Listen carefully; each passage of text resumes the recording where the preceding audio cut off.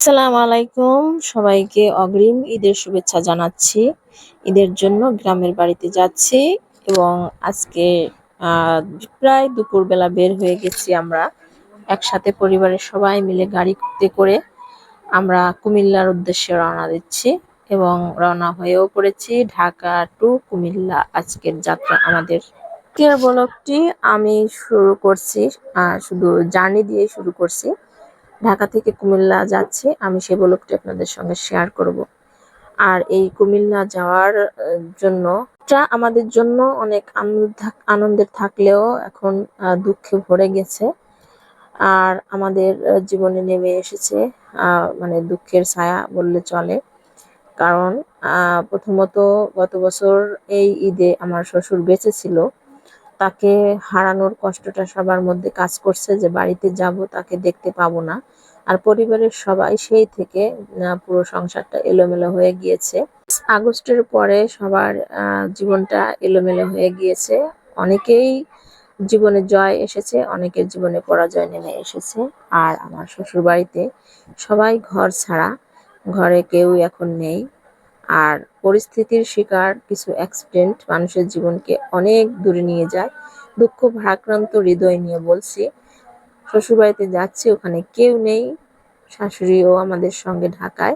যদি কেউ না থাকে, বাড়ি আর বাড়ির আগের মতো থাকে না আর কি। তারপর যাচ্ছি আমরা, আসলে যাব কি অবস্থা করব, করে কি রান্না করব, কি খাবো আর কি। বাচ্চাদেরকে নিয়ে যাচ্ছি কি পরিস্থিতিতে। আসলে বাড়িতে যদি কেউ না থাকে তো মানে কতটাই খারাপ লাগে। আর ছন্ন ছাড়া জীবন হয়ে গিয়েছে আমাদের আর কি। কথা বলতে বলতে আমরা প্রায় মেঘনা ব্রিজের কাছাকাছি চলে এসেছি, কুমিল্লা ঢুকেছি। আর আস্তে আস্তে করে গ্রামের সৌন্দর্যগুলো উপভোগ করছি।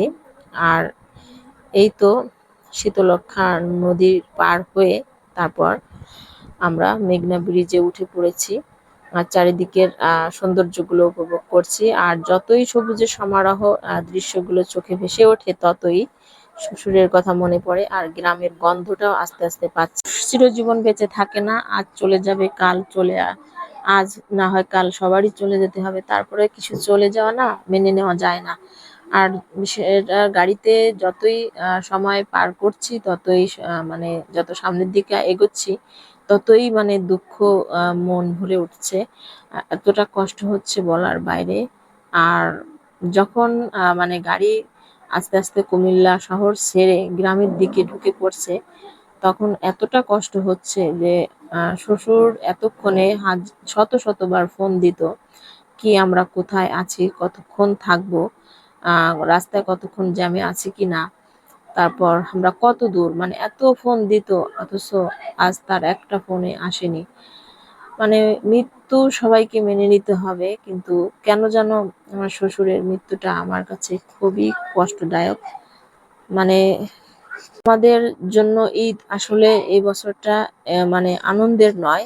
তারপরে জীবন চলছে, জীবন তো চলতেই হবে। কথা বলতে বলতে মানে গাড়ি পাম্পের এখানে চলে আসলো, এখানে গাড়িতে গ্যাস নেবে। তারপর এখানে কিছুক্ষণ অপেক্ষা করলাম, একটু গাড়ি থেকে বের হয়ে একটু হাঁটাহাঁটি করছি। আর পাশের এই ফুলগুলো দেখতে অনেক ভালো লাগছে। আর এই সৌন্দর্যগুলো উপভোগ করলাম। বাচ্চাদের কিছু স্ন্যাক্স এখান থেকে কিনে দেওয়া হলো, চিপস খাবার বাচ্চাদেরকে এখান থেকে কিনে দেওয়া হলো। আর তারপর এখানে কিছুক্ষণ একটু হাঁটাহাঁটি করলাম। গাড়ির মধ্যে একটু দমটা বন্ধ হয়ে আসছিল, তো বাইরে থেকে ভালো লাগলো। সবাই গাড়ি থেকে বের হয়ে আসছে। তারপর তো এই যে সবুজের সমারোহ, অনেক দিন পর ধান ক্ষেত চোখে পড়লো। আর এত ভালো লাগছে সবুজের ধান ক্ষেতটা ভিডিও করতে। ধানের ক্ষেত মানে গ্রামের সুগন্ধ আর গ্রামের ঐতিহ্য, সবুজে সমারোহ আমাদের এই সুন্দর বাংলাদেশ, সুন্দর গ্রাম। আর গ্রামের দৃশ্যগুলো আমার খুবই ভালো লাগে, ভিডিও করতে ভালো লাগে। গ্রামের সঙ্গে যেন কেন বাবা মায়ের গন্ধ পাওয়া যায়। গ্রামের মাটিকে না আমি খুবই শ্রদ্ধা করি, সে হোক শ্বশুর বাড়ি হোক বাবার বাড়ি। গ্রামটা না আসলে জন্মের সঙ্গে মিলে থাকে, এই মাটির সঙ্গেই আমাদের আত্মার সঙ্গে মিলে থাকে। তারপর তো মানে ধান ক্ষেত ভিডিও করা আমার শেষই হচ্ছে না। আমি যতই যাচ্ছি ততই আমার চোখে পড়ছে, আর আমি একটু জুম করে ভিডিওগুলো করে নিচ্ছি। তারপর তো আমরা চলেও আসছি কাছাকাছি, আর এখানে একটা বাজার থেকে কিছু কেনাকাটা করে নেবে, আর গাড়িটা এখানে দাঁড় করাবে। সবাই ভালো থাকবেন। আজকের ব্লগটি কেমন লাগলো সবাইকে ধন্যবাদ, আবারও সবাইকে ঈদ মুবারক।